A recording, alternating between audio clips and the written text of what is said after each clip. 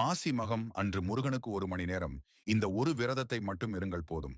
வாழ்க்கையில் இருக்கும் கஷ்டங்கள் நீங்கி நினைத்து பார்க்க முடியாத பல அதிசயங்களை முருகன் உங்களுக்கு நடத்தி கொடுப்பான். இன்று இந்த வீடியோவை உங்களை பார்க்க வைத்ததே உங்கள் பிரச்சனைகளை முடித்து வைத்து உங்கள் வாழ்வில் வேண்டியதை கொடுக்க மற்றும் பல அதிசயங்களை நடத்தி கொடுக்கதான்.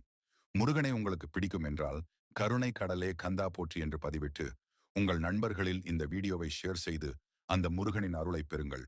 அப்படியே முருகன் ஆராதனை சேனலை சப்ஸ்கிரைப் செய்து கொள்ளுங்கள். வருகின்ற மார்ச் மாதம் 2 தேதி மாசி மகம் வருகிறது. இந்நாளில்தான் முருகன் தன்னுடைய தந்தையான சிவபெருமானுக்கு பிரணவ மந்திரத்தை உபதேசம் செய்தார். அதனால் காலை அல்லது மாலை 6 முதல் 7 மணி வரை 1 மணி நேரம் மௌன விரதம் இருங்கள்.